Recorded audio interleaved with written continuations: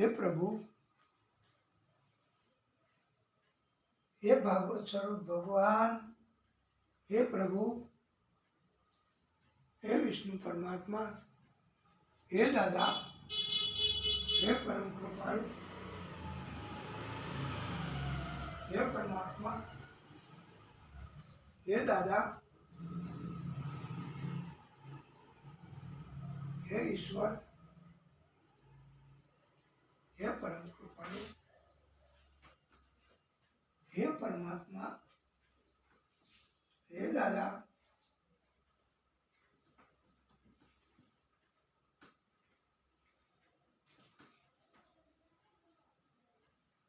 हे नारायण भगवान,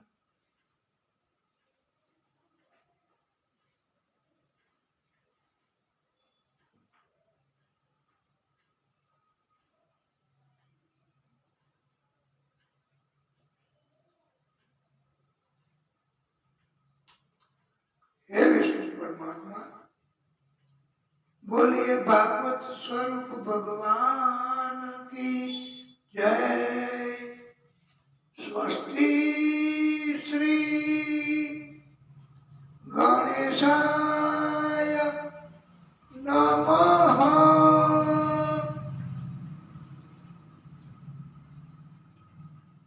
श्री कृष्णाय नमः।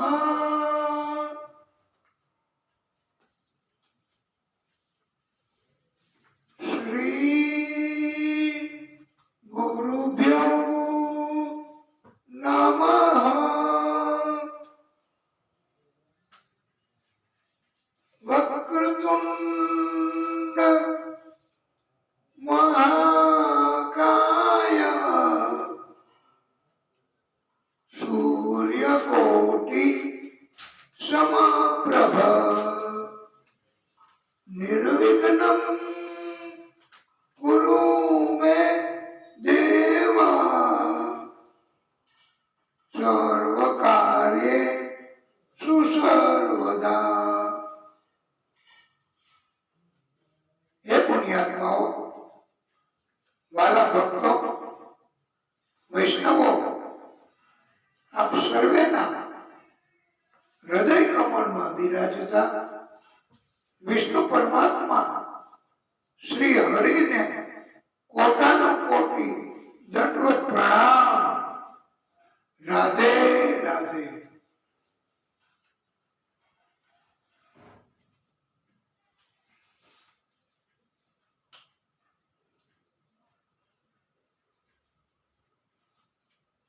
ज्ञानमूलं गुरुर्मूर्ति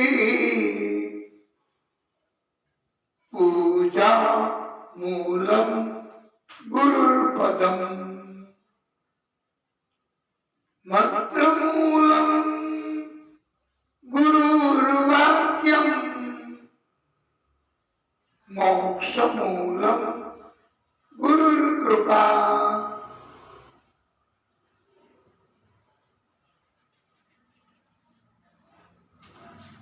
गुरुना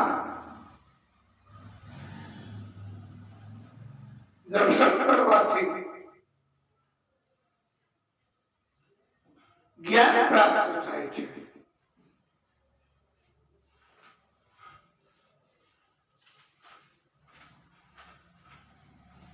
गुरु एमना चरणनी पूजा करवाथी श्रेष्ठ उत्तम पुण्य प्राप्त थाय छे। गुरुना पद्म चरण रज ए मात्र ने मात्र पूजा करवा योग्य छे। गुरु जे काई शब्द बोले ए अक्षरे अक्षर आपोआप मंत्र बनी जाए छे। गुरुनी अपना ऊपर कृपा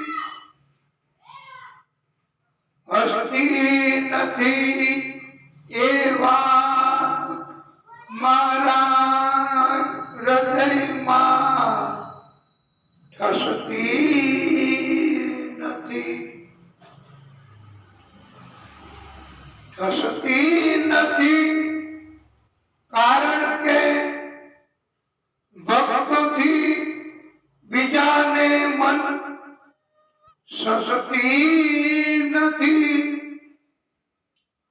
સસ્તી નથી, કારણ કે માનવીના જીવનમાં મસ્તી નથી, મસ્તી વિનાના માનવીની કાયા કદી હસતી નથી, હસતી નથી. એનું એક જ કારણ છે કે આ જીભ કૃષ્ણ નામ ભજતી નથી. આખા બ્રહ્માંડમાં ઈશ્વર પરમાત્માનું અસ્તિત્વ નથી એવું કોણ કહે છે? ઈશ્વર પરમાત્માની આ બ્રહ્માંડમાં હાજરી નથી એવી વાત કોઈ કરે તો તે વાત મારા હૃદય કમળમાં મંજૂર નથી, કબૂલ નથી, ફીટ થતી નથી, થસતી નથી. મારી આ વાત માનવાની કોઈ તૈયારી પણ નથી. આ વાત એટલે ઈશ્વર નથી જગતમાં. એ ઈશ્વર પરમાત્માના અસ્તિત્વની વાત ભક્તો સિવાય કોઈ સરળતાથી સમજી શકે એવી નથી. ઈશ્વર પરમાત્માની હાજરીની વાત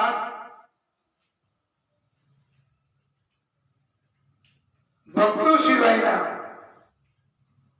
બધાને મન સસ્તી પણ નથી.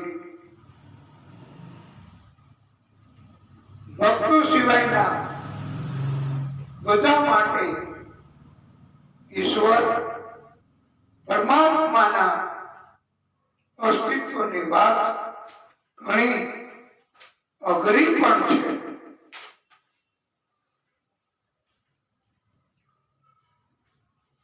ભક્ત સિવાયના માનવી એના જીવનમાં મસ્તી પણ નથી, હૃદયનો આનંદ પણ નથી. ભક્તોને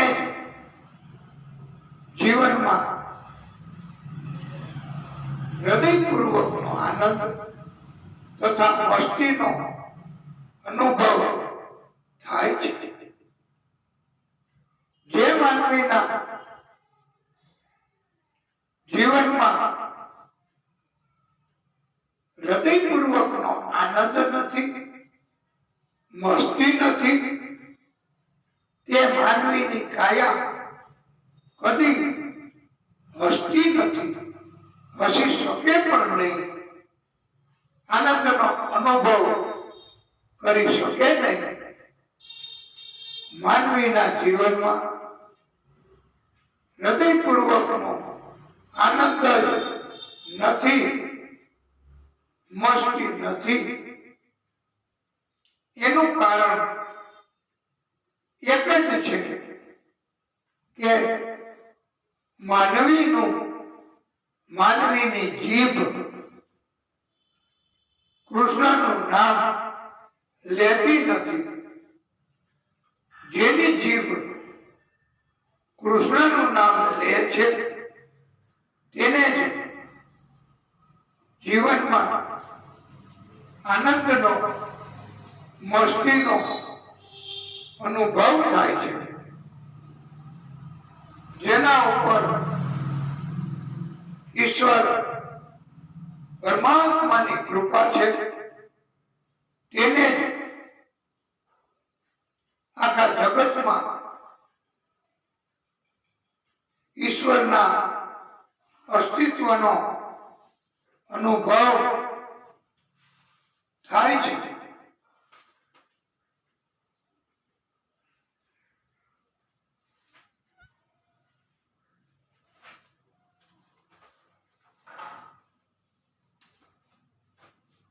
આપણે હૃદય કમળની પવિત્રતા ધારણ કરવા માટે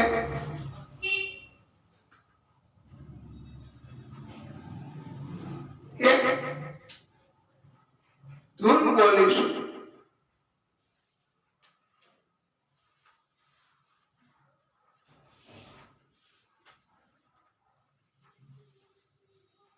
आजा बंसी बजाने वाले गोपाल कृष्ण राधे कृष्ण,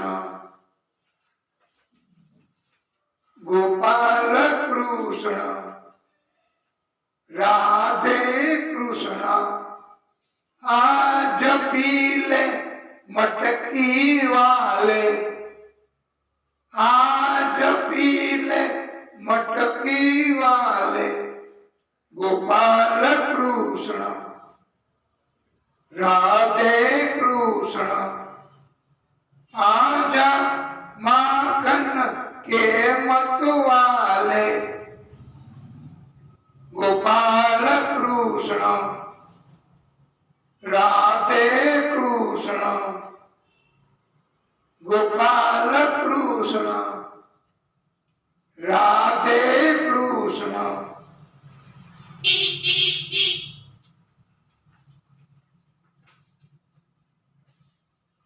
પ્રભુની કૃપાથી આપણે આ છઠ્ઠો દિવસ બીજા સત્રની કથા શરૂ કરીએ છીએ. કૃષ્ણ બલરામજી મથુરામાં આવ્યા. માં દેવકીએ કૃષ્ણને ભોજનમાં બધા વ્યંજનોની સાથે માખણ મૂક્યું છે.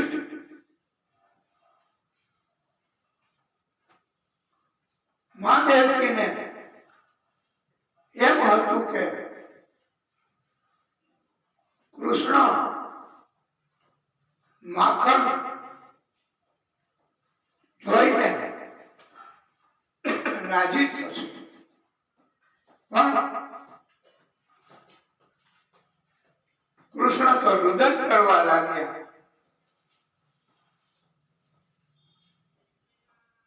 ભોજન લીધું નહીં,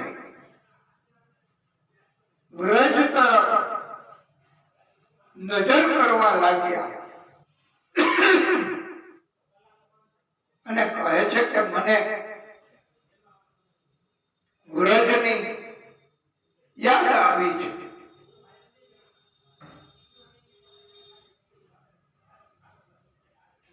એવું તો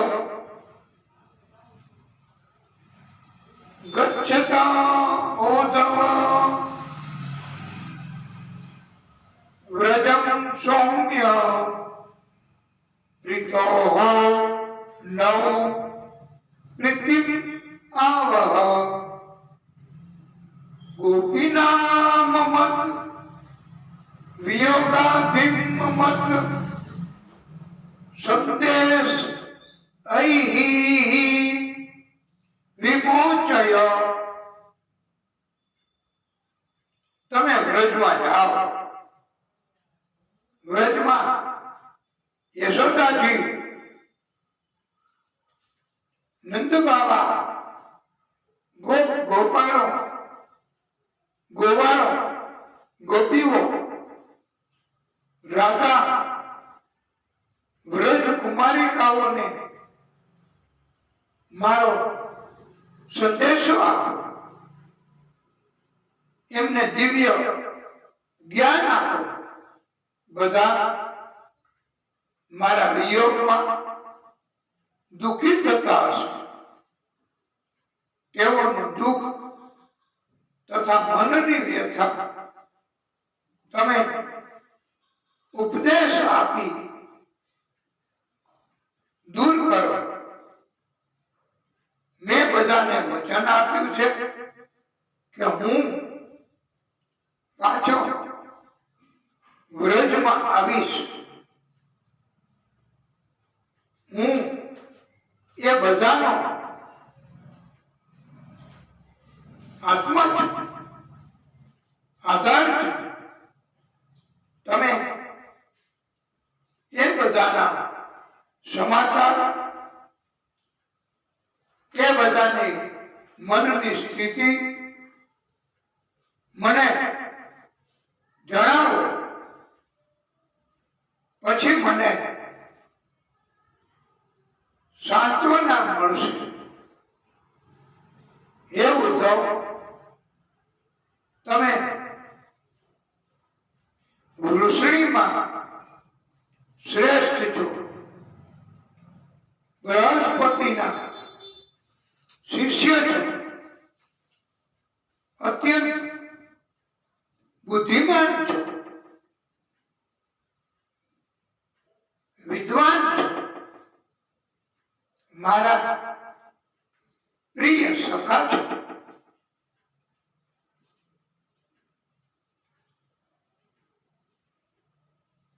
બધા મથુરાવાસીઓએ પણ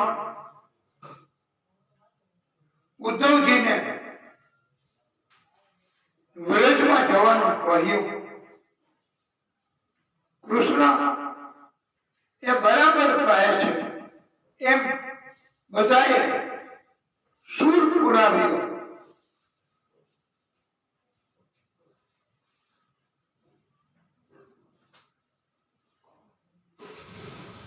ઉદ્ધવજી પણ તૈયાર થઈ ગયા. કૃષ્ણએ ઉદ્ધવજીને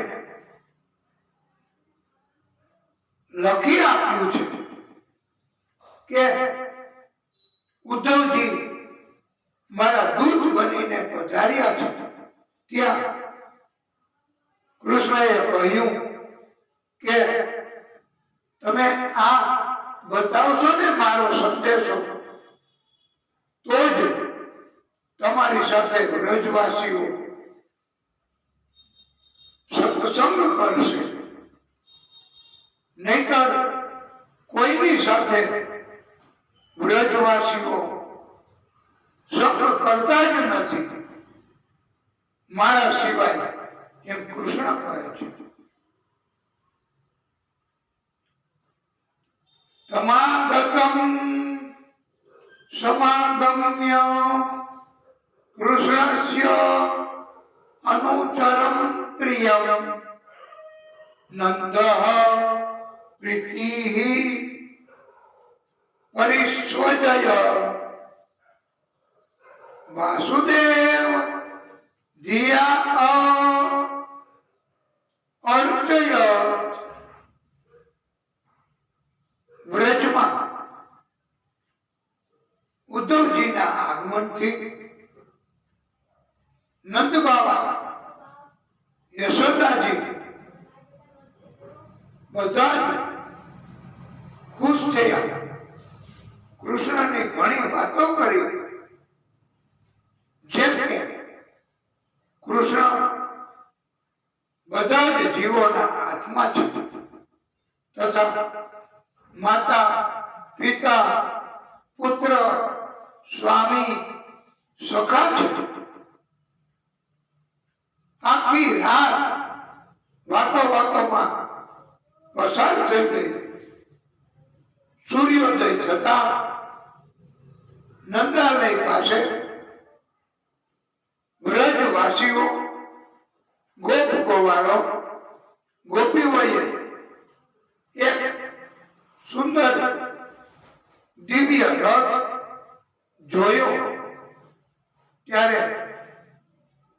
બધાએ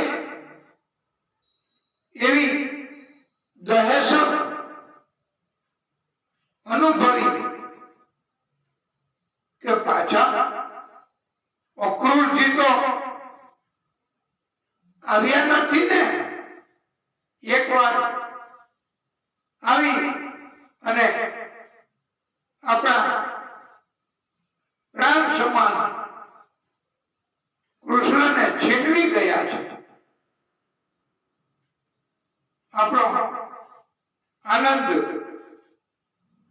એ સાથે લઈ ગયા છે.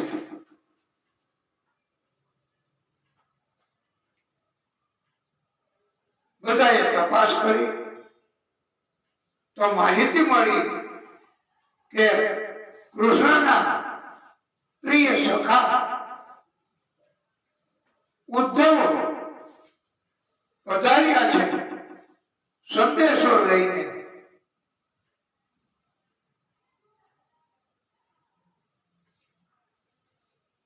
ગોપ ગોપીઓ ખુશ થઈ.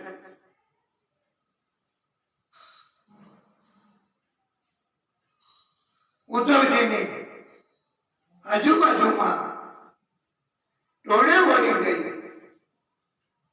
એવા જ સમયે એક બ્રાહ્મણ ત્યાં આવ્યો.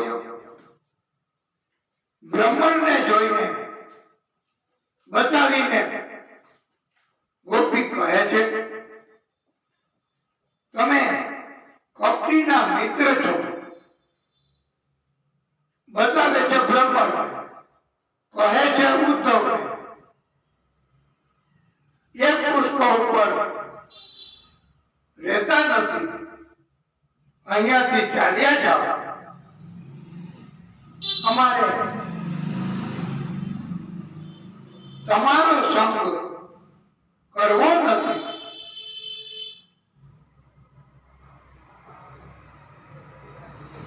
ઉદ્ધવજીએ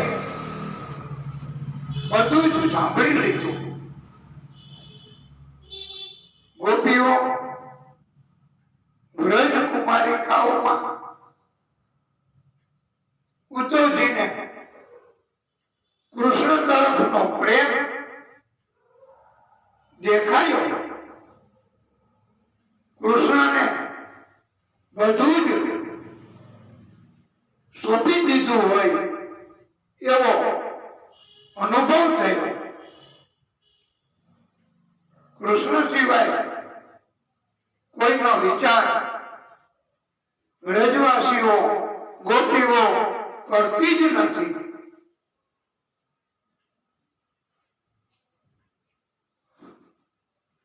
બધે જ કૃષ્ણ છે એવી અનુભૂતિ તેમને થાય છે.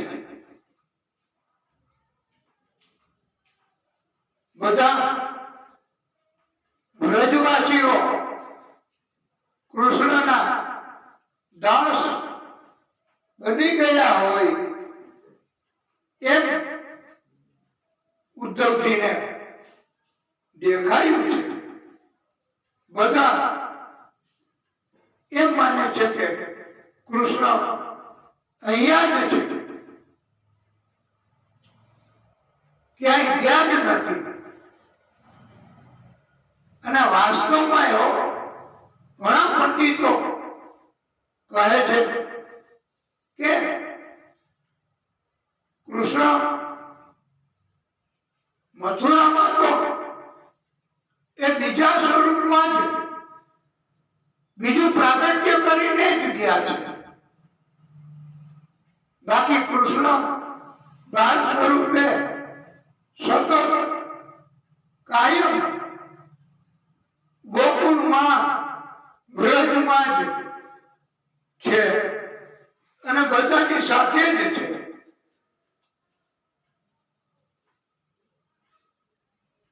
બધાની સાથે લીલાઓ પણ કરે છે, હાજર પણ રહે છે. ગોપીઓને રાધાજીને પણ કૃષ્ણ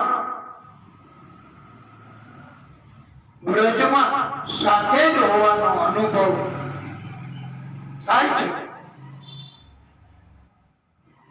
અને વ્રજવાસીઓ આજે પણ કૃષ્ણને એ બાળ સ્વરૂપ એના દર્શન કરે છે દરરોજ.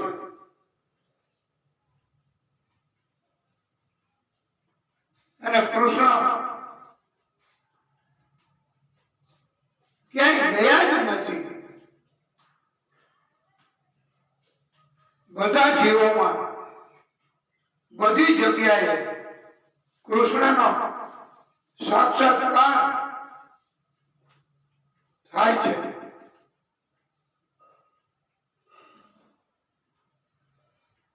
ઉદ્ધવજીએ કહ્યું કે આપ સર્વે વંદનીય છો, પૂજનીય છો.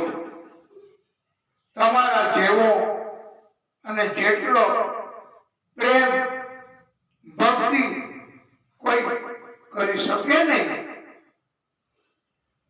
મને કૃષ્ણએ સંદેશો આપ્યો છે, તમને હું આપવા આવ્યો છું. ઉદ્ધવજીએ કૃષ્ણનો સંદેશો બધાને વાંચી સંભળાવ્યો. બધાને ખાતરી થઈ કે કૃષ્ણના દૂત તરીકે ઉદ્ધવજી પધાર્યા છે. પછી બધા ઉદ્ધવજી સાથે વાત કરવા તૈયાર થયા છે. ઉદ્ધવજી કહે છે, બધા જ જીવોમાં કૃષ્ણ રહેલા જ છે. પછી ક્યાંથી કૃષ્ણનો વિયોગ કોઈ જીવને થાય? કારણ કે બધાની અંદર, બધા જીવની અંદર કૃષ્ણ છે. અને કૃષ્ણની ભક્તિ કરનારને કૃષ્ણનો સાક્ષાત્કાર થાય છે. આ વાણી સાંભળી ગોપીઓ ખુશ થઈ.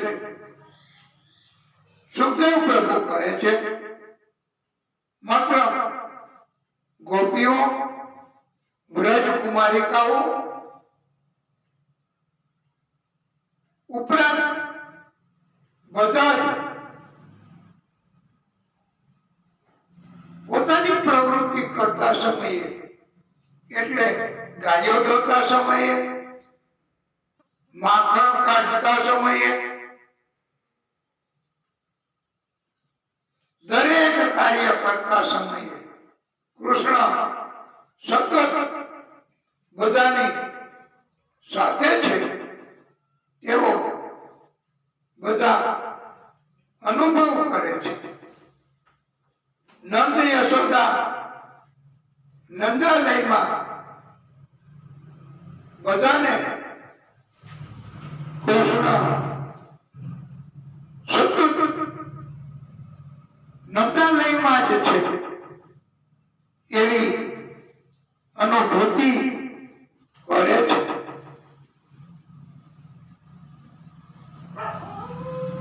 ઉદ્ધવજીને વ્રજમાં બધી જગ્યાએ ચેતન અચેતન બધા પદાર્થો તત્વોમાં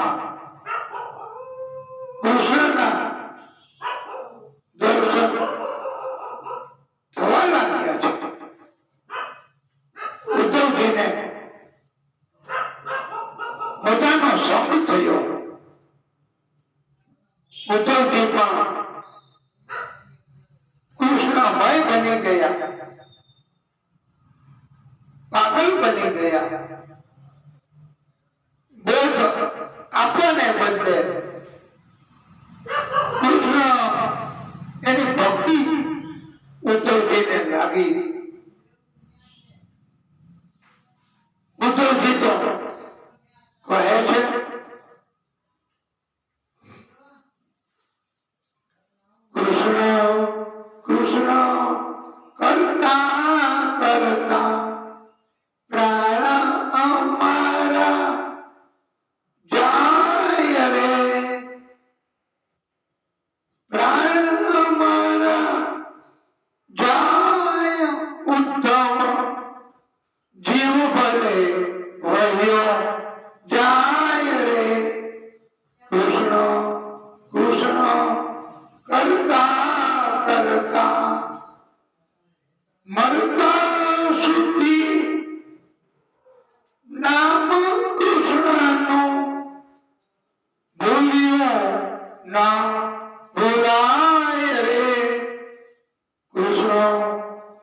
કૃષ્ણ કરતા કરતા પ્રાણ અમારા જાય રે વ્રજની રજમાં કાયા વીર મેં એવી ઈચ્છા મનમાં રે કૃષ્ણ કૃષ્ણ કરતા કરતા ઉદ્ધવજી તો પાછા મથુરામાં આવ્યા. કૃષ્ણને બધી ઘટના જણાવી.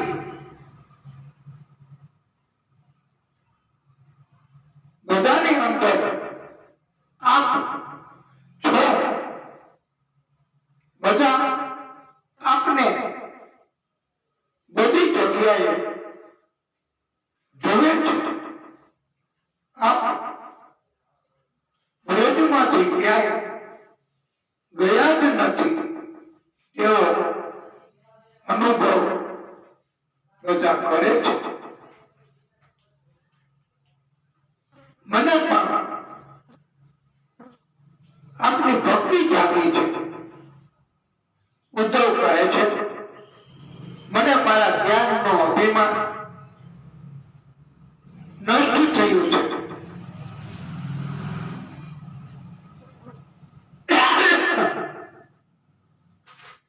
હું પણ આપનો દાસ બની ગયો છું. તથા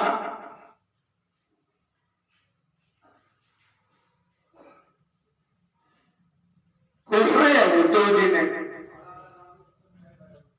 એટલા માટે મોકલેલા તથા એટલા માટે અભિમાનનો નાશ થાય એ હેતુથી કૃષ્ણએ ઉદ્ધવજીને ગોપીઓ પાસે મોકલ્યા હતા.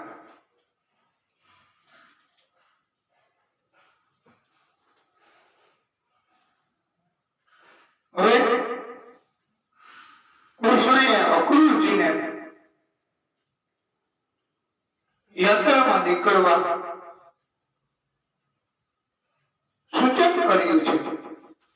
વિદુરજીને મળી સમાચાર આપવા મહાભારતનું યુદ્ધ, કૌરવોનો નાશ, પાંડવોનો વિજય, કૃષ્ણના સૂચન પ્રમાણે અક્રૂરજી યાત્રામાં ગયા. વિદુરજીને શોધી કૃષ્ણએ કહેલ સંદેશ સમાચાર વિદુરજીને કહ્યા છે. અક્રૂરજી એમ કહેવાય છે કે પાછા કૃષ્ણ પાસે આવી ગયા. ઉદ્ધવજીની જેમ અક્રૂરજી પણ કૃષ્ણથી દૂર જવા ઈચ્છતા જ નથી. સુખદેવ પ્રભુ કહે છે, એકવાર અક્રૂરજીએ કૃષ્ણને પ્રશ્ન કર્યો કે જીવનની યાત્રા દરમિયાન થાક કેમ લાગે છે?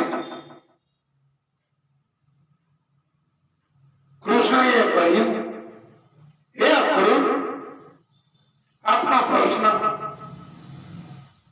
સુંદર છે. બધા જીવોને અસર કરે એવો છે.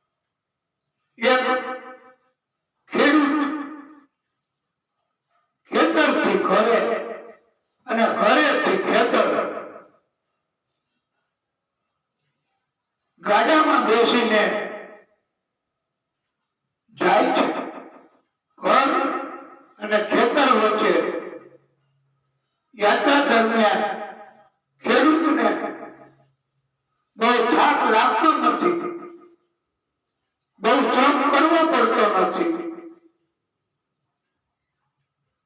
બળદ ગાડું વહન કરે છે,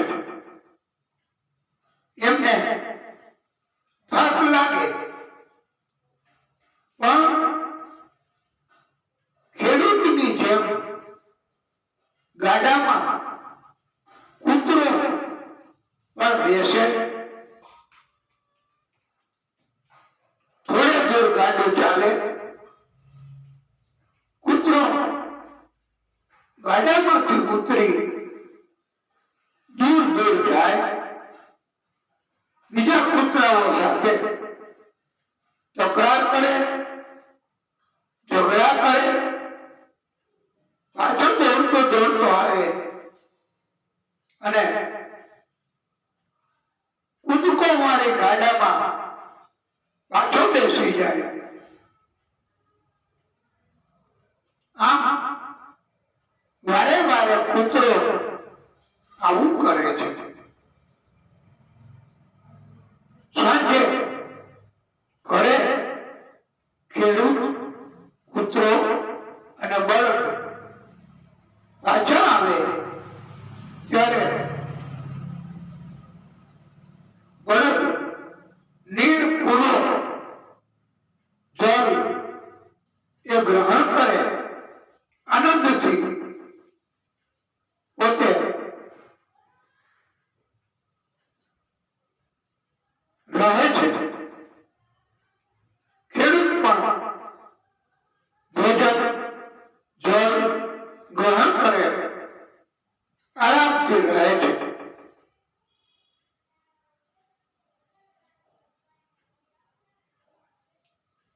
કૂતરો પાણી પી, રોટલો ખાય, તરત જ ભંગ થઈ જાય છે, ઊંઘી જાય છે. આમ કૂતરાને જરા પણ ચાલવું પડતું નથી, કોઈ તકલીફ નથી પડતી. એમ છતાંય કૂતરાની અંદર એવા લક્ષણો છે કે સતત બીજા કૂતરાઓ સાથે બાધ્યા કરે છે, ઝઘડા કરે છે. આથી એને વધારે થાક લાગે છે. બિનજરૂરી રીતે મારા ભક્તો, પરમ શ્રોતાઓ, વૈષ્ણવો આવી રીતે જીવન જીવવા વાળા જીવો મનુષ્ય અવતારમાં પણ બિનજરૂરી બીજા મનુષ્યો સાથે તકરાર કરે, દલીલો કરે અને ઝઘડાઓ કરે. પછી આવા મનુષ્ય અવતાર ધારણ કરેલા જીવ એ પણ કૂતરાની જેમ જીવનથી મૃત્યુ સમયની વચ્ચેની યાત્રા દરમિયાન થાક અનુભવે છે. જે મનુષ્યો સત્સંગ કરે, બધા સાથે પ્રેમમય વર્તન કરે, અભિમાન જરા પણ ન રાખે, બધાને ભક્ત તરીકે માને, એવા મનુષ્યને ક્યારેય મૃત્યુ સુધી પણ થાક એનો અનુભવ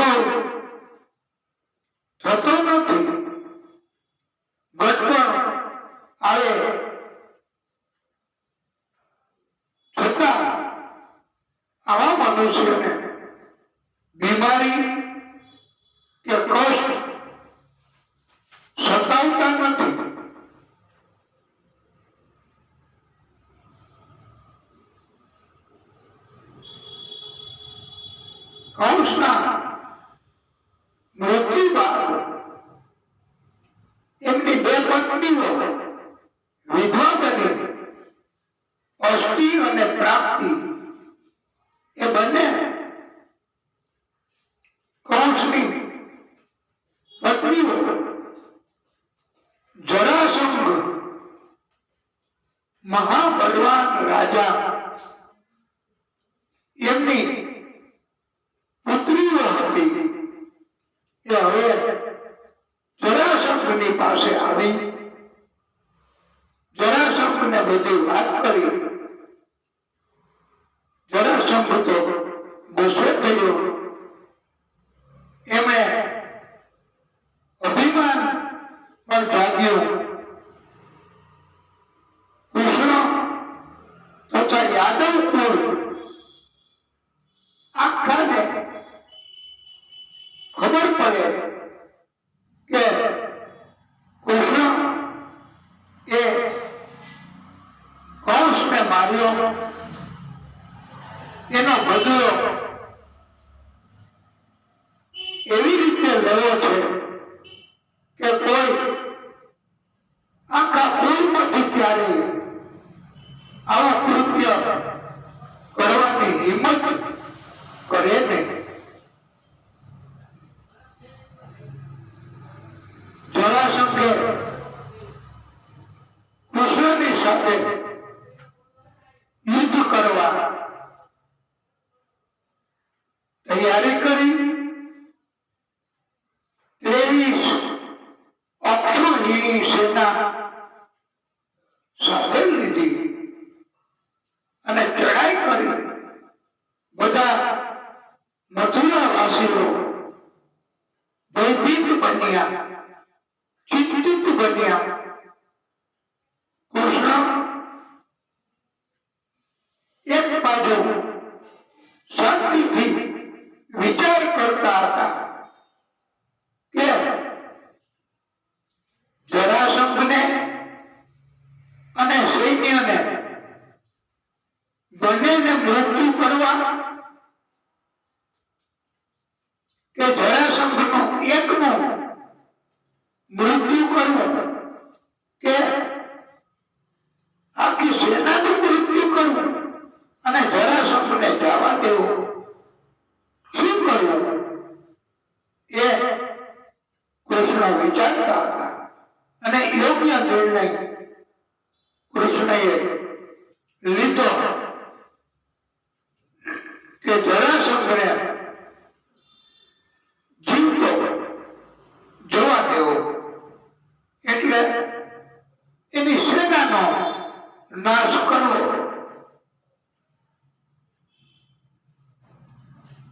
પાછો જીવતો હશે જરાસંઘ તો સેના એ ભેગી કરશે અને પાછો સેનાને લઈને આવશે. એટલે બધા સેનામાં દૈત્યો એમનો વધ કરી શકાશે. અહીંયા બેઠા બેઠા જ ક્યાંય જવું નહીં પડે દૈત્યોને શોધવા. આ ઉત્તમ નિર્ણય કૃષ્ણએ લીધો છે. આકાશમાંથી 2 રથ સંકલ્પ કરીને મંગાવ્યા. રથમાં બધા જ પ્રકારના શસ્ત્રો પણ હતા. એક રથમાં કૃષ્ણ પોતે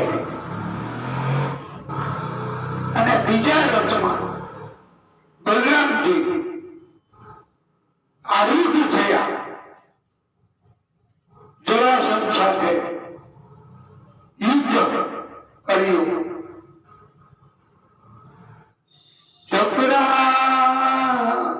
વીરથમ રામ જરાસંઘમ મહાબલમ હતાનિકા શિષ્ટ આસું સિંહ સિંહમ ઇવં જસા. યુદ્ધમાં જરાસંઘનો રથ ભાંગી ગયો. જરાસંઘ શક્તિ વગરનો થઈ ગયો. માત્ર શરીરમાં પ્રાણ બાકી રહ્યા. આવો અસમર્થ બન્યો ત્યારે બલરામજીએ જેમ એક સિંહ પકડી લઈએ શિકારને, એમ જરાસંઘને પકડી વરુણ પાસ તથા ધનુષ્ય પાસથી બાંધ્યો. જરાસંઘને મારી નાખવા બલરામજી પ્રહાર કરવા જતા કૃષ્ણએ રોક્યા. દાઉ ભૈયા, એમને છોડી મૂકો.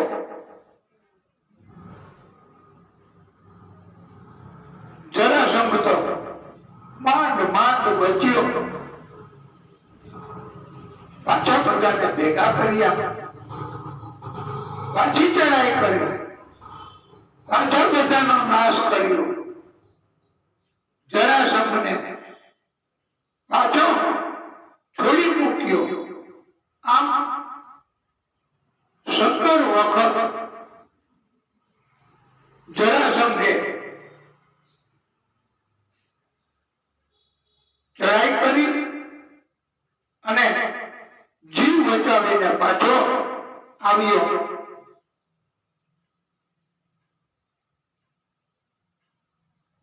જરાસંઘ એટલે ગઢપણ. આપણે બધા ઉપર ગઢપણ ચડાઈ કરે જ છે. બધાને ગઢપણ તો સતાવે જ છે. અલબત્ત કોઈ યુવાનીમાં મૃત્યુ પામે, કોઈ દર્દ, કોઈ રોગ લાગુ પડે અને મૃત્યુ પામે તો એ વાત જુદી છે. પણ સામાન્ય રીતે ગઢપણ સતાવે છે. ગઢપણ આવે ત્યારે આપણે બધાએ કૃષ્ણની જેમ યોગ્ય નિર્ણય કરવો. યોગ્ય નિર્ણય તો પરમ શ્રોતાઓ વાળા ભક્તો પ્રભુને રાજી કરવા, એમની કથા કરવી, એમની કથા સાંભળવી, સત્સંગ કરવો, એ જ યોગ્ય નિર્ણય કહેવાય છે. કોઈ સંતાનો એને લાગણીમાં, એની માયા એમાં ફસાવવું નહીં. કોઈ સગાઓ એમાં પણ ફસાવવું નહીં. કોઈની સાથે વાદ વિવાદ, તકરાર કરવા નહીં. પ્રભુનું ભજન, કીર્તન, કથા કરવી. પ્રભુ હંમેશા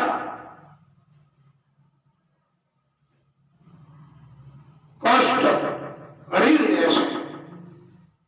કોઈ પાપ થઈ ગયા હોય તો એનો પ્રભુ નાશ કરશે અને ગઢપણનું જીવન ધન્ય ધન્ય બનશે.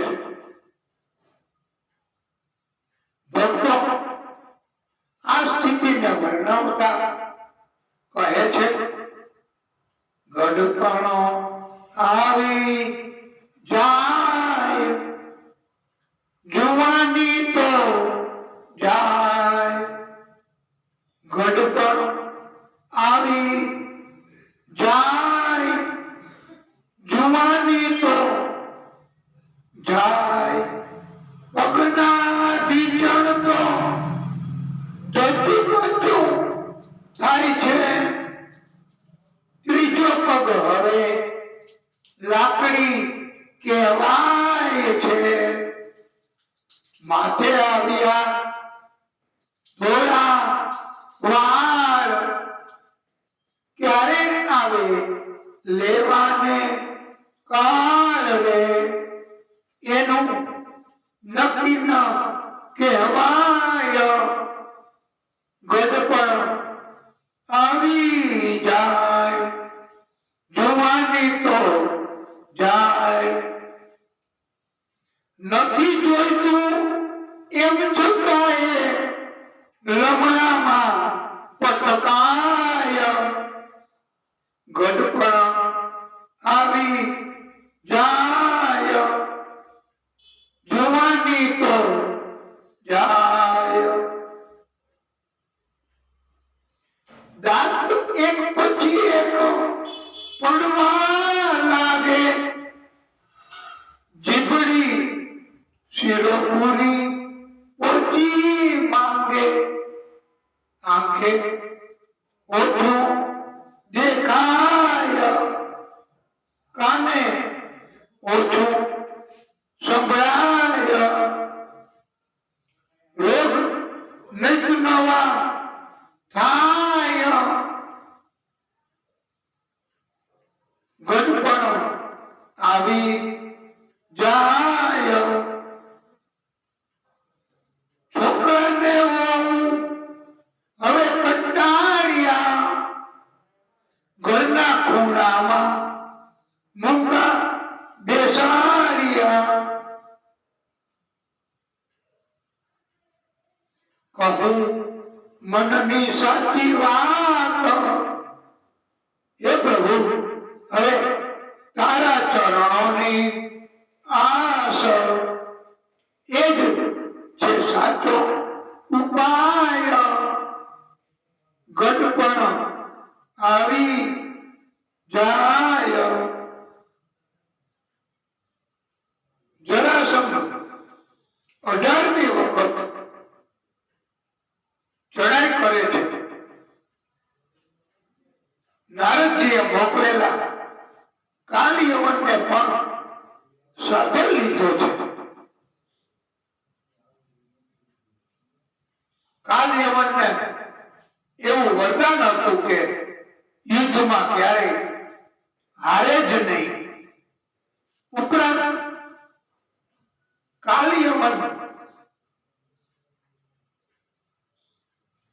એમની સાથે 3 કરોડ મ્લેચ્છો એમને પણ લીધા.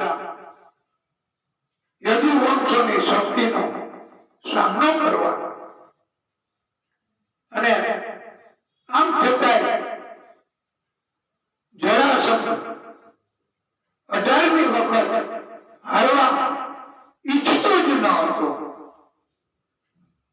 આખો બંદોબસ્ત કરવા, જીત પાકી ચોક્કસ થાય એ માટે જરાસંઘે પોતાની રાજધાની મગધમાં 10,000 બ્રાહ્મણોને યોગ્ય અધિકારીઓ કરવા માટે રોક્યા અને કહ્યું કે મારી જીત થાય એ માટે તમે ધર્મ કાર્યો કરો અને અંતઃકરણથી કરજો. ઘણી વખત બ્રાહ્મણો અંતઃકરણથી કાર્યો નહીં પણ કરતા હોય ને, અને આથી કઈક કંટ્રોલ માનસ ઉપર રાખવા એવું પણ કહ્યું કે જો હું હારીને આવીશ તો તમારા બધાનો વધ કરાવી નાખીશ. જો મારી જીત થશે તો તમને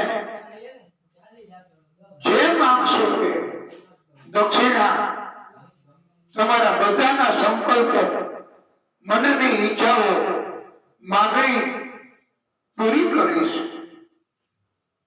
આમ યુદ્ધને જીતવા માટે જરાસંઘની આવી યોજના કૃષ્ણને ખબર પડી ગઈ. બ્રાહ્મણોને નુકસાન, બ્રાહ્મણોની હાનિ જરા પણ મંજૂર નથી કૃષ્ણને. કૃષ્ણએ તો પોતે 18મી વખત જરાસંઘને જીતાડવા એનું નક્કી કરી અને રણ મેદાન છોડી કૃષ્ણ ભાગી ગયા. નામોશી લીધી બ્રાહ્મણો માટે. કૃષ્ણને બધા રણછોડ રાય એ નામથી પણ કહેવા લાગ્યા, સંબોધન કરવા લાગ્યા. બોલીએ રણછોડ રાય કી જય. કૃષ્ણ ભાગતા ભાગતા પાછળ જોવે છે. કૃષ્ણની પાછળ કાલી યવન દોડ્યો.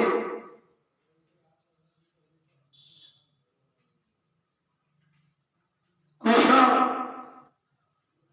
દોડતા દોડતા ભાગતા ભાગતા પાછળ જોતા જોતા ગંધમાદન પર્વત ઉપર મુચુકુંદ ઋષિની ગુફા છે.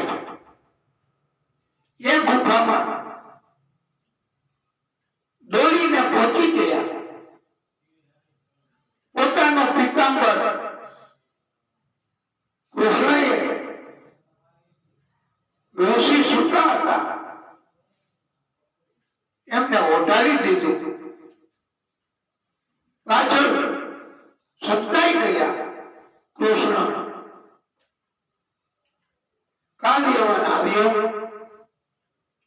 અતિશય ગુસ્સામાં. એને જોયું આ પિતાંબર ઓઢીને અહીંયા સુઈ ગયો છો એમ કહી ગુસ્સો કરી પોતાની લાત મારવા માંડ્યો અતિ બળપૂર્વક. અને ઋષિ નીંદમાંથી જાગ્યા. નીંદમાંથી જાગતા જ વિક્ષેપ થતા એમણે કાલયવન ઉપર વિપરીત દ્રષ્ટિ કરી. કાલયવન તો ત્યાં ને ત્યાં બળી ગયો. એનું મૃત્યુ થયું. મુચકુંદ ઋષિ કઈ વિચારે કે આ શું થયું, આ કોણ છે? એ પહેલા જ કૃષ્ણ પ્રગટ થયા અને દર્શન આપ્યા. મુચકુંદ ઋષિને વરદાન માંગવા કહ્યું. ત્યારે મુચકુંદ ઋષિએ ભવની ભક્તિ માંગી છે, મુક્તિ નથી માંગી. પ્રભુની કૃપાથી મુચકુંદ ઋષિનો બીજો જન્મ જૂનાગઢમાં જ્યાં ગિરનાર પર્વત છે ત્યાં નરસિંહ મહેતા તરીકે થયો છે. આ નરસિંહ મહેતા એમની ભક્તિથી આપણે બધા વાકેફ છીએ. આ મુચકુંદ ઋષિને અગાઉના જન્મોમાં એવું વરદાન હતું કે પોતે નિદ્ર કરશે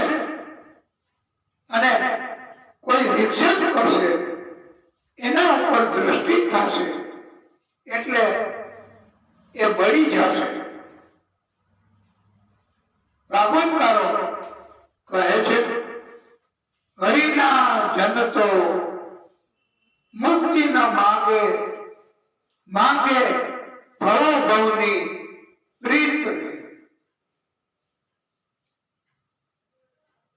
હવે કૃષ્ણ અને બલરામજી કાલ યવનમાં તો મૃત્યુ કરાવ્યું, પાછા ભેગા થઈ ગયા, દોડતા દોડતા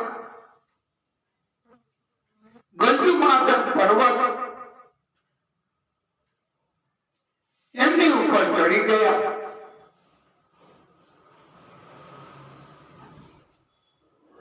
અરે આ ગંધમાદન પર્વત એના ઉપરથી હવે પ્રવર્ષણ પર્વત ઉપર ચડી ગયા. જરાસંઘ સૈન્ય સાથે એમની પાછળ હતો. જરાસંઘે આખા પ્રવર્ષણ પર્વત એમને આગ લગાવી.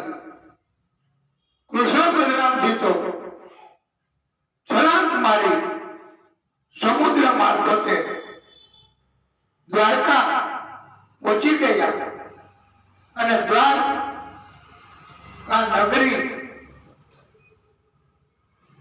એની રચના કરી. દ્વારકા દ્વારકા દ્વારકા એમ બધા પૂછતા અને પછી એમ કહેતા દ્વારકા દ્વારકા દ્વારકા, એટલે એનું નામ દ્વારકા પડી ગયું. જરાસંઘે માની લીધું કે કૃષ્ણ બલરામજી આગમાં બળી ગયા છે.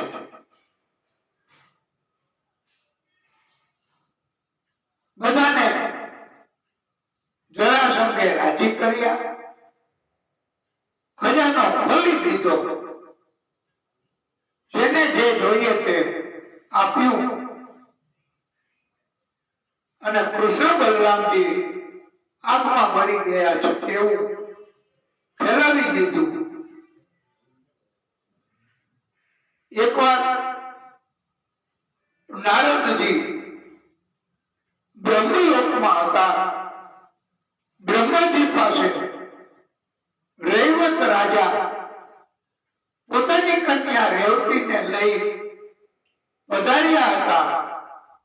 બ્રહ્માજીને કહ્યું, આપ મારી કન્યા રેવતી એમના માટે ઉત્તમ વર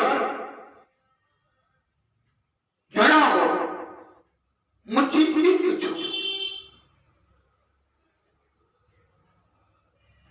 બ્રહ્માજીએ કહ્યું, પૃથ્વી ઉપર શેષજીએ બલરામજી સ્વરૂપે પ્રાગટ્ય કર્યું છે. આપની કન્યાનો બલરામજી સાથે તમે વિવાહ કરો અને વિધિનું વિધાન પણ એવું છે કે પછી તમારો મોક્ષ થવાનો છે. બ્રહ્માજીએ આ વાત કરી ત્યારે નારદજી કહે છે કે હું ત્યાં જ હતો અને જલ્દી જલ્દી આપને સમાચાર આપવા અહીંયા પહોંચી ગયો છું કે મારી પહેલા કોઈ આપને આ શુભ સમાચાર આપે નહીં. બલરામજી પણ થોડા મલકાયા. કૃષ્ણએ કહ્યું, દાઉ ભૈયા, હવે તૈયારી કરીએ આપના વિવાહની. એવામાં રૈવત રાજા આવી ગયા.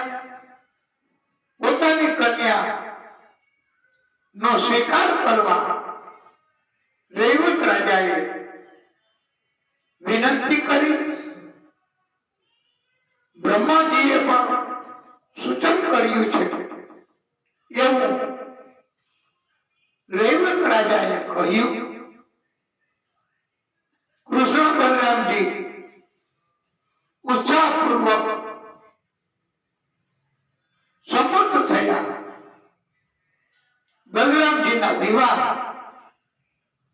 વિધિપૂર્વક સંપન્ન થયા.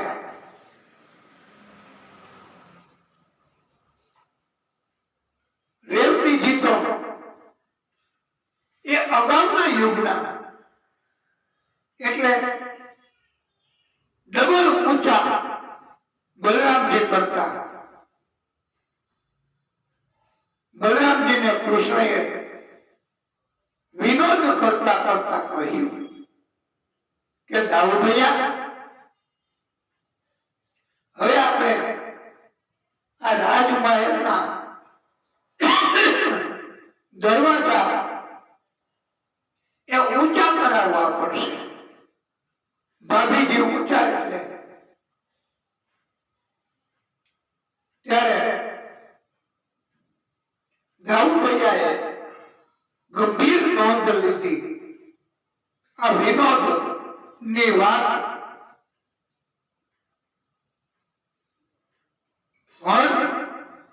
એમનું સ્મરણ કર્યું. રેવતીજી એમના મસ્તક ઉપર હળનો છેડો મૂક્યો અને દબાવ્યું. પોતાના કરતા નીચા થઈ જાય ત્યાં સુધી. આમ રેવતીજીની ઊંચાઈ આટલી બધી ઘટાડી.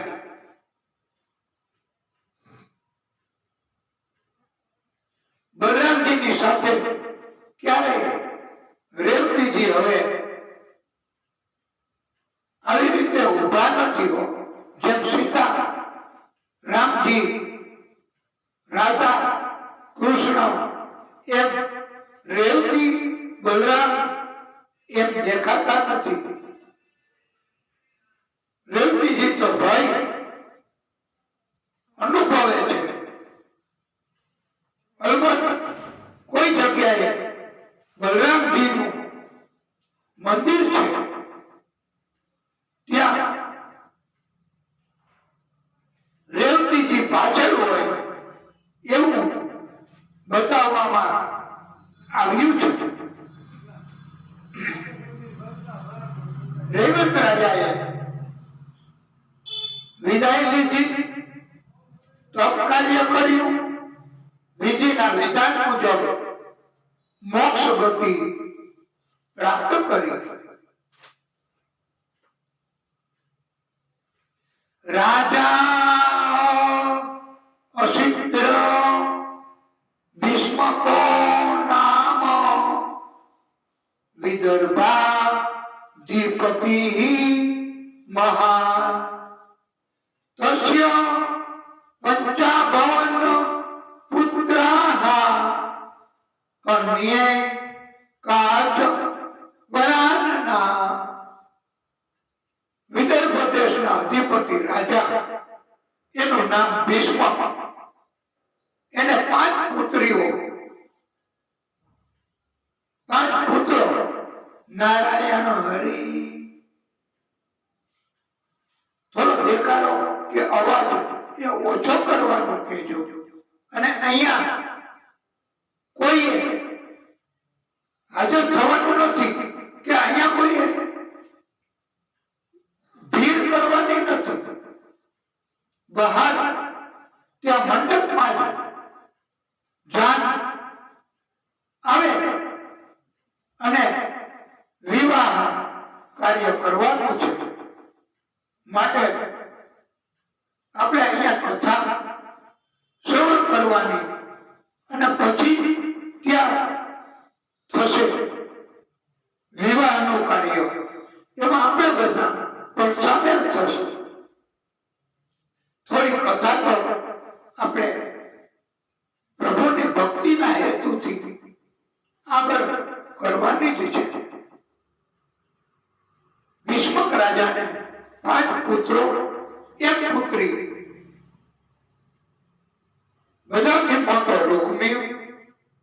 પછી રૂક્મરથ, રૂક્મબાહુ, રૂક્મકેશ, રૂક્મમાલી અને સુંદર મુખવાળી કન્યા રૂક્ષ્મણી અને ભીષ્મક રાજાની રાણી શુદ્ધમતી એનું નામ. આ પરિવાર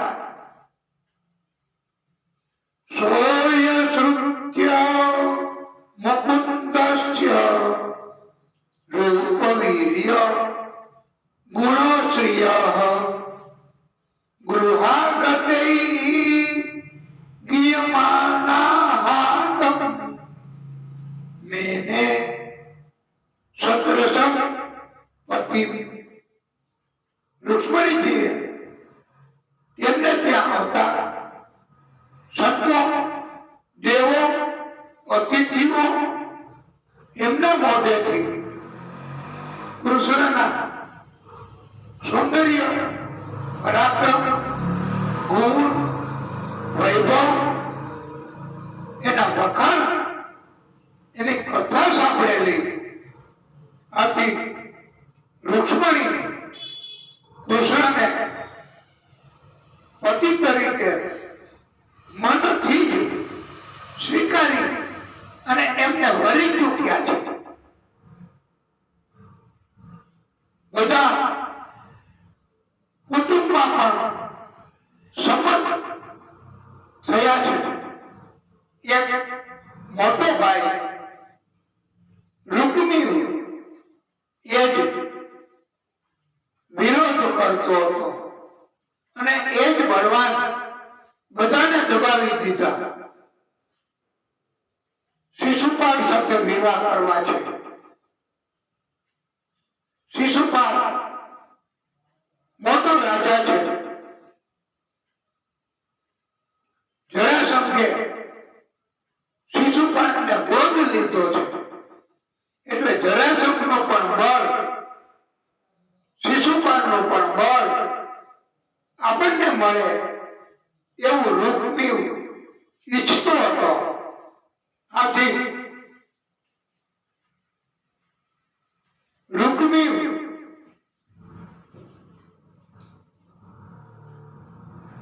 રૂક્ષ્મણીના વિવાહ શિશુપાલ સાથે કરવા તૈયારી કરવા માંડ્યો. કોઈ કઈ બોલી શક્યા નહીં. આમંત્રણ મોકલી આપ્યું કે ધ્યાન લઈને પધારો. ઘડીએ લગ્ન લીધા છે.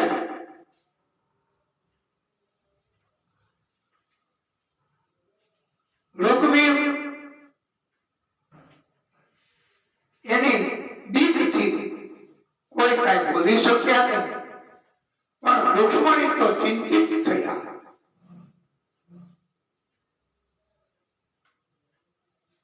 રૂક્ષ્મણીજી એમણે ગુરુની સલાહ લીધી. ગુરુએ કહ્યું કે કૃષ્ણની જાણમાં તો તમે મૂકો કે હું તમને પરણવા માંગુ છું, મનથી વરી ચૂકી છું.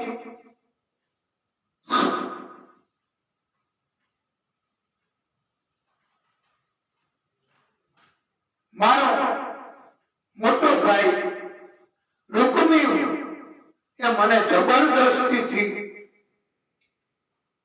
શિશુપાલ સાથે પરણાવવા માંગે છે.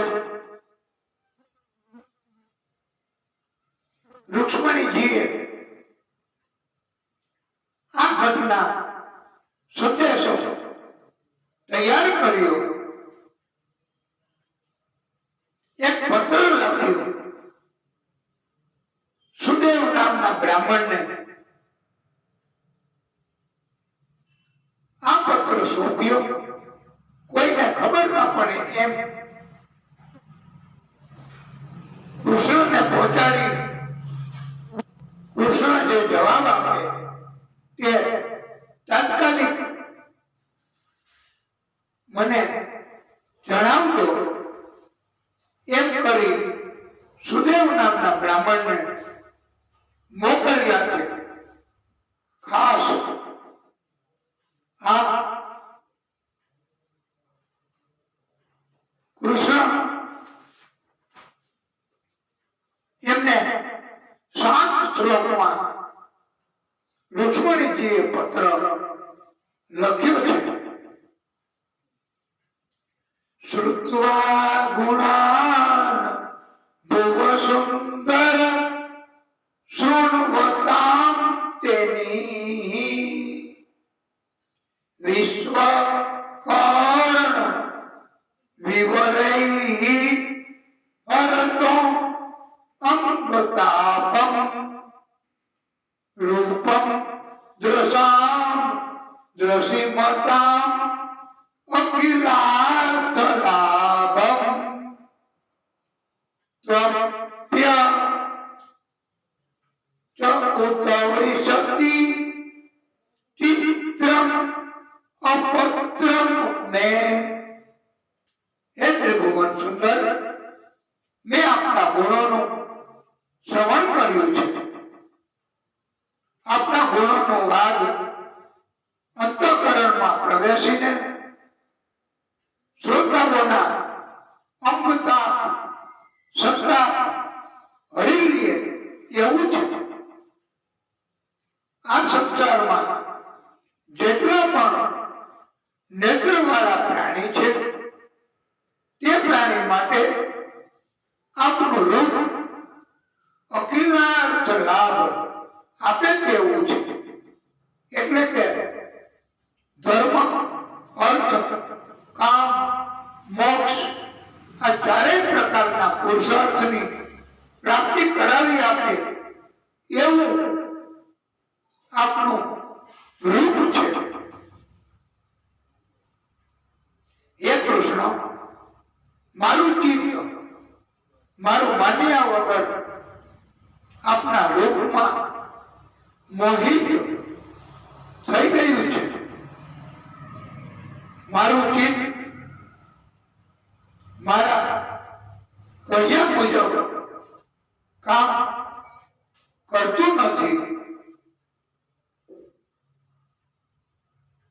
કાત્વા મુકુંદ મહતી કુલશીલ રૂપ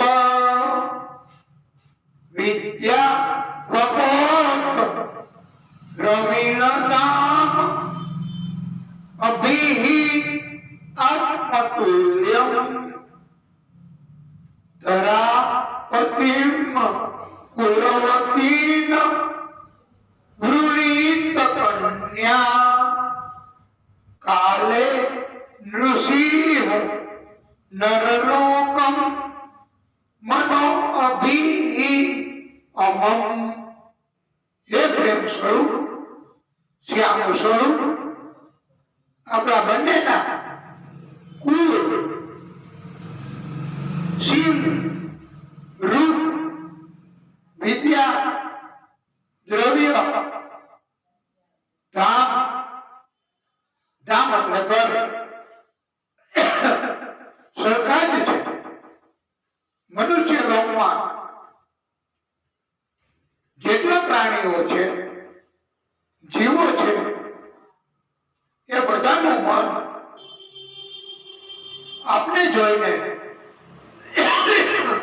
શાંતિનો અનુભવ કરે છે. પુરુષોત્તમ તમે પોતે જ હવે કહો, એવી કઈ કન્યા કે જે પરણવા યોગ્ય હોય, ગુણવાન, ગુણવાન, ધૈર્યવાન, એ આપને પતિ તરીકે પસંદ ન કરે?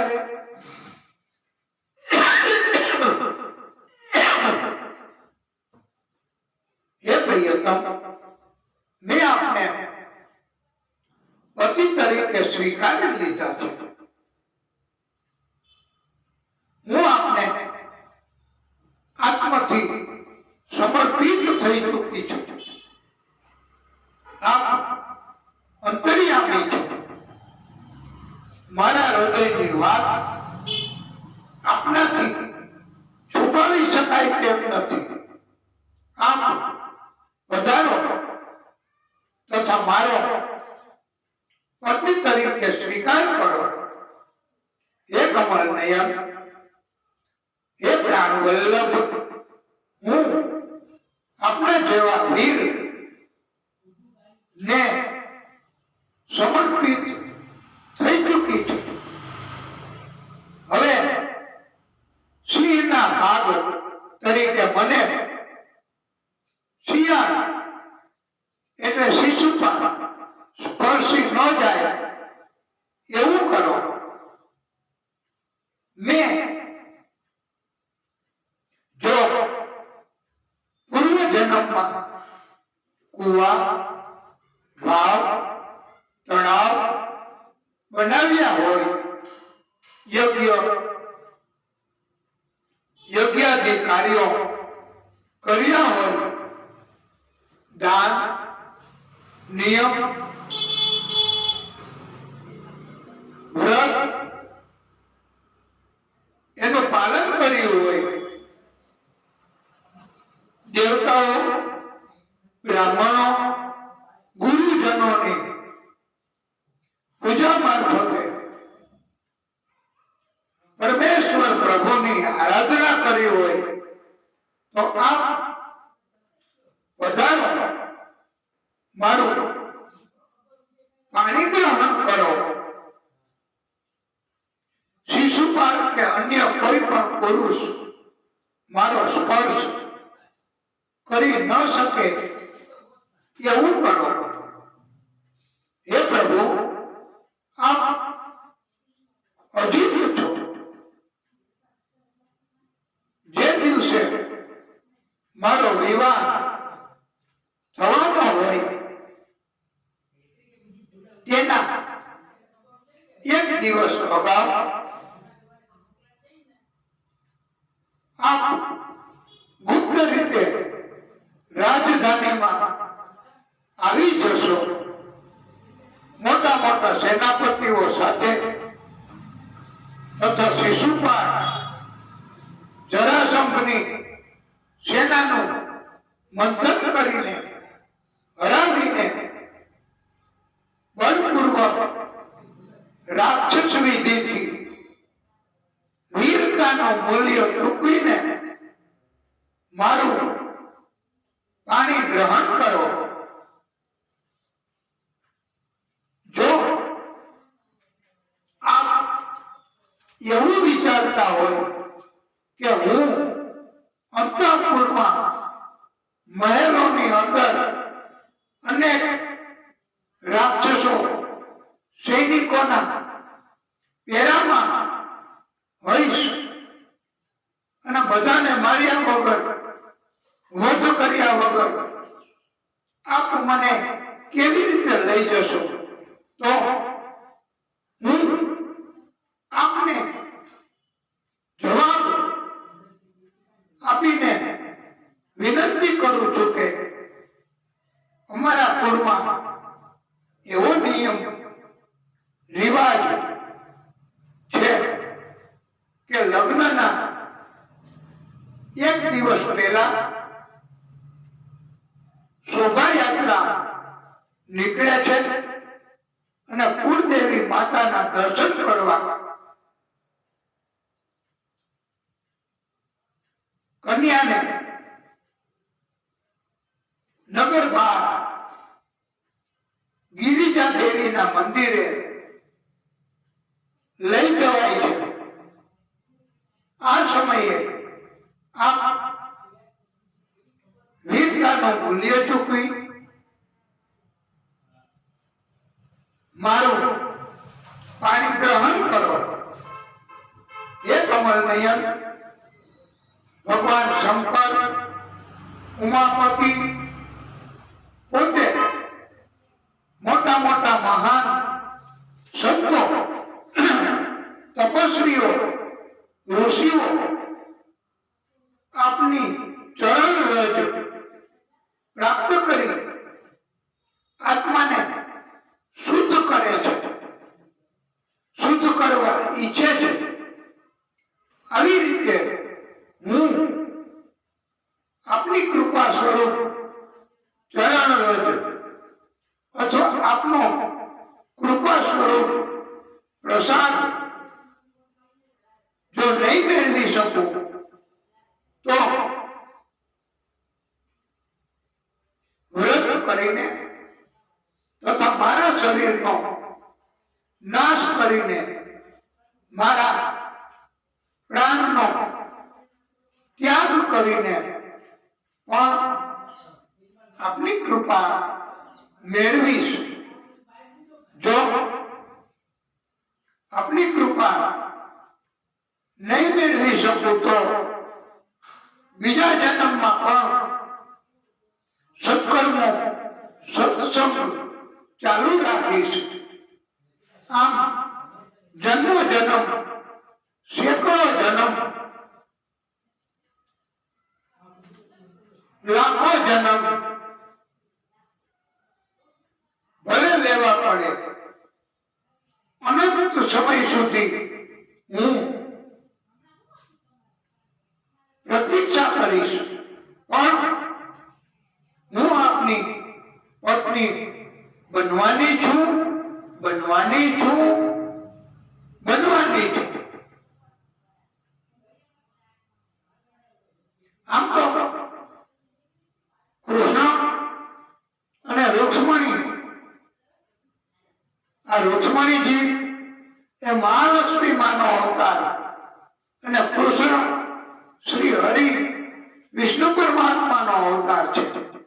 એટલે બંનેના જ લગ્ન થાય, પણ આ તો પ્રભુની લીલા અને રૂક્ષ્મણીજી નો કેટલો પ્રેમ છે એ પ્રભુની લીલા થી પ્રભુ આવું સર્જન કરે છે સંજોગોનું.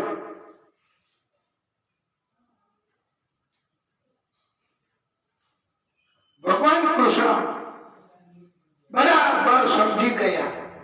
પત્ર સુદેવ નામના બ્રાહ્મણને કહ્યું કે તમે ઉત્તર આપજો, જવાબ આપજો કે હું કૃષ્ણ ચોક્કસ આવું છું. અને બ્રાહ્મણ પણ ખુશ થયા, સફળતા મળી અને હરખ તથા ઝડપ કરીને રૂક્ષ્મણીજી પાસે પહોંચ્યા અને જવાબ આપ્યો. કૃષ્ણએ કહ્યું છે ચોક્કસ આવું છું. અને રૂક્ષ્મણી એટલા આનંદ અને આનંદનો અનુભવ કરવા લાગ્યા કે આવા સુંદર સમાચાર લાવવા બદલ બ્રહ્મદેવને શું આપવું. એ મહાલક્ષ્મી માં નો અવતાર હોવા છતાંય બ્રહ્માંડ માંથી બધું આપું તો પણ ઓછું પડશે. આ સુંદર મજાના સમાચાર કે પતિ આવે છે અને મારા લગ્ન કૃષ્ણની સાથે થવાના, એવા સમાચાર ના તુલ્યમાં એની સરખામણીમાં કાંઈ આપવા લઈ આપવા જણાતું નથી રૂક્ષ્મણીજીને. આથી આવા સંજોગો ઉભા થાય ત્યારે એવો બોધ આપ્યો છે ભાગવતકારોએ કે ત્યારથી આપણે પણ આ રૂક્ષ્મણીજીએ કર્યું એવું કરવાનું. રૂક્ષ્મણીજીએ શું કર્યું હતું?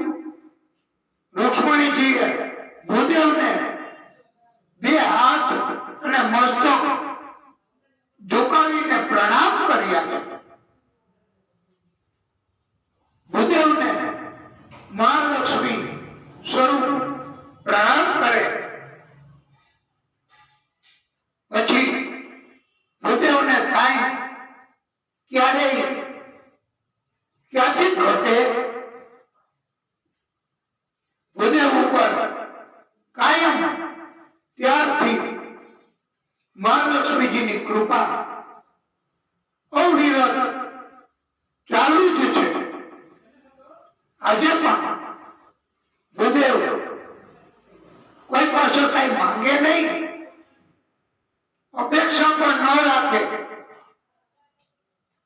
કથા કરવા માટે કોઈ આમંત્રિત કરે કે ભાગવતજીની કથા તમે કરવા પધારશો, ત્યારે ચોક્કસ પધારીશ, આવું છું, એમ જ ભૂદેવે જવાબ આપવાનો છે યજમાનોને. કોઈ એમ પૂછે કે આપ કથાનું મૂલ્ય શું લેશો? 7 દિવસની કથા પછી આપને શું અમારે આપવું? ત્યારે ભૂદેવ એમણે એવું કહેવાનું છે કે અમારી ઉપર મહાલક્ષ્મીજીની કૃપા છે, એ બધું જ આપે છે, બધા સંકલ્પો અમારા એ મહાલક્ષ્મીજી પૂર્ણ કરે છે. અમારું જીવન મહાલક્ષ્મીજીની અને પ્રભુની કૃપાથી ધન્ય ધન્ય બનવાનું જ છે. અમારે આપની પાસે કથાનું મૂલ્ય કાંઈ જોઈએ નહીં, અમારી કોઈ અપેક્ષા નથી. અને કથા કહેવા માટે પહોંચી જાઓ, સુંદર મજાની દિવ્ય કથા, કોઈ જાતની આશા અપેક્ષા લાલચ સ્વાર્થ રાખ્યા વગર ભૂદેવે કરવાની છે. તો ક્યારેય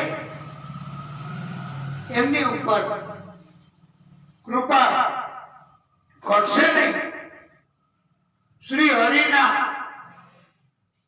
બધા જ હાથ ભૂદેવની ઉપર તો હોય જ છે.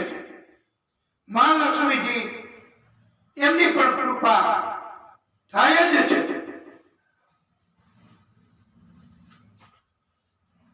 કૃષ્ણ જરા પણ વિલંબ કર્યા વગર નીકળી ગયા. બલરામજીને પણ ખબર પડી કૃષ્ણ ક્યાં ગયા છે. બલરામજી પણ પાછળ ગયા છે અને લગ્ન બાબતની કોઈ વાત હતી એવું બલરામજીને તપાસ કરતા માલુમ પડ્યું. બલરામજી સેના લઈને નીકળી પડ્યા. રુક્ષ્મણીજી સુંદર શણગાર સજી દેવી માના દર્શન કરવા, પ્રાર્થના કરવા નગર બહાર શોભાયાત્રા મારફત નીકળી ગયા.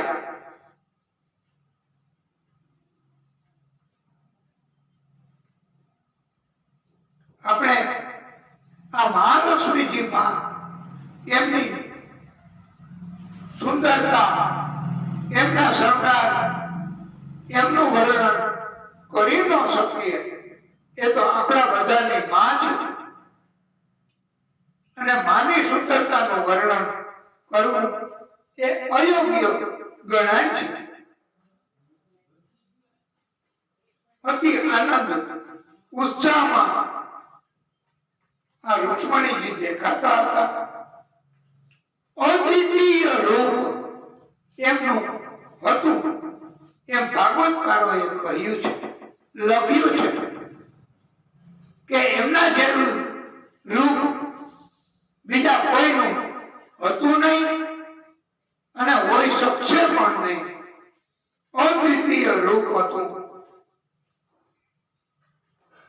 કુળદેવી માને પૂજા કરી, પ્રાર્થના કરી અને નીચે ઉતરતા ઉતરતા ધીમે ધીમે ઉતરે છે, પણ ક્યાંય કૃષ્ણ હજુ દેખાયા નથી. ચિંતિત બન્યા છે. રુક્ષ્મણીજી મંદિરના છેલ્લા પગથિયે પહોંચ્યા. ત્યાં ઘણા પંડિતોએ કહ્યું છે કે શિશુપાળના જેવું રૂપ ધારણ કરી મંદિરની તળેટીમાં કૃષ્ણ ઉભા હતા. બધા સૈનિકો ચોકીદારોએ જોયું તો એમને એવું થયું કે શિશુપાળ સાથે તો લગ્ન થવાના છે. કઈક વાત કહેવા માટે, સંદેશો કહેવા માટે એ આવ્યા હશે. અહીંયા આથી કોઈએ રોક્યા નહીં. પ્રભુ માટે સરળ બની રુક્ષ્મણીજી પાસે પહોંચી પ્રભુએ હાથ લાંબો કરી અને કહ્યું, પ્રિય, मैं तुम्हें लेने आया हूं. અને રુક્ષ્મણીજીને રથમાં બેસાડી અતિ ઝડપથી કૃષ્ણ રુક્ષ્મણીજીને લઈ ગયા. બધાને ખબર પડી કે કોઈ રુક્ષ્મણીજીને ઉપાડી ગયું છે. પછી એવો ખ્યાલ આવ્યો કે કૃષ્ણ રુક્ષ્મણીજીનું હરણ કરી ગયા છે. બલરામજીને પણ સંદેશો મળ્યો કે કૃષ્ણ રુક્ષ્મણીજીને લઈ ગયા છે. રૂકમયો એને પણ ખબર પડી કે કૃષ્ણ રુક્ષ્મણીજીને લઈ ગયા છે રથમાં. આથી રૂકમયાએ શિશુપાળ તથા બીજા બધા જાનૈયાઓને અને રાજ્યના બધાને કહ્યું કે હું રુક્ષ્મણીને પાછી લઈને હમણાં જ આવું છું. આપ અહીંયા રાહ જોજો, પ્રતીક્ષા કરજો.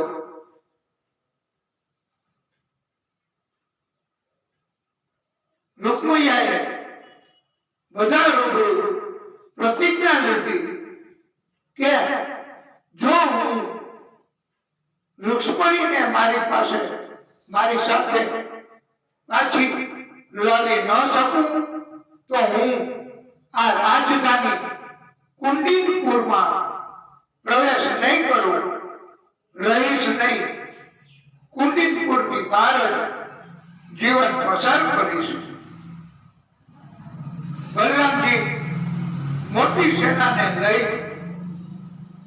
આ રૂકમૈયાની પાછળ ગયા. મોટું યુદ્ધ થયું. બધા સૈનિકોનો વધ કર્યો. રૂકમયો રથ છોડી કૃષ્ણની પાછળ દોડ્યો છે. કૃષ્ણએ રૂકમયા સાથે દ્વંદ્વ યુદ્ધ કર્યું. રૂકમયાને બંદી બનાવ્યો અને કૃષ્ણ પ્રહાર કરવા જતા રુક્ષ્મણીજીએ રોક્યા છે કે પ્રભુ, હમણાં જ આપણા લગ્ન થવાના છે મારી સાથે, અને આ દિવ્ય અવસર રૂકમયો ગમે તેમ પણ મારો મોટો ભાઈ છે, એમને જીવન બક્ષી દીધો, એમનો વધ કરશો નહીં. આજે આનંદનો દિવસ હવે કહેવાય છે.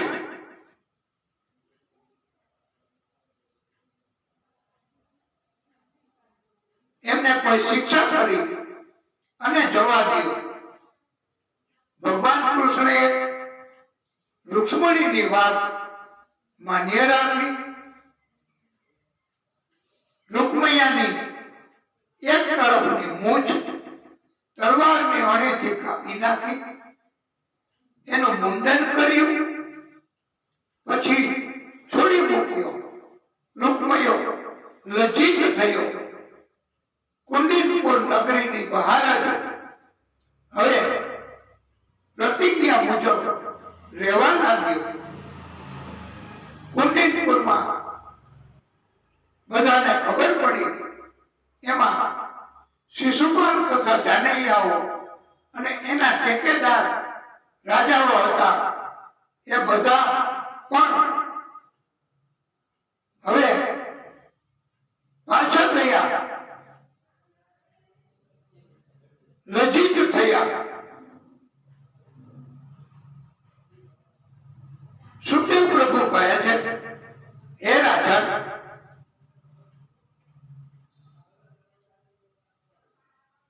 વાસ્તવમાં કૃષ્ણના હાથે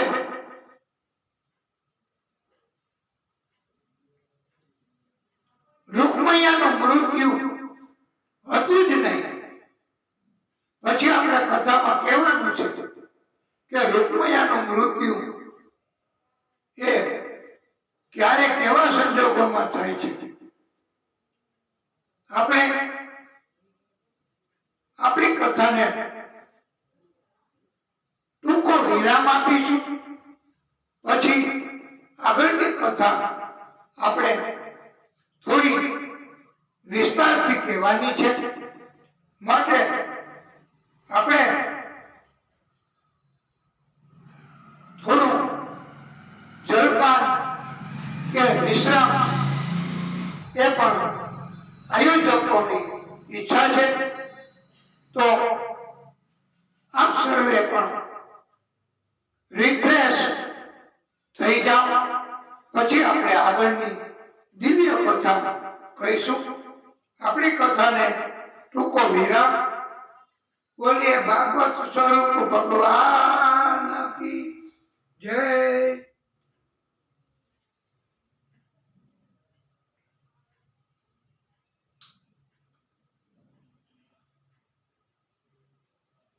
હે પ્રભુ દીનાનાથ, હે પરમ કૃપાળુ, હે પરમાત્મા,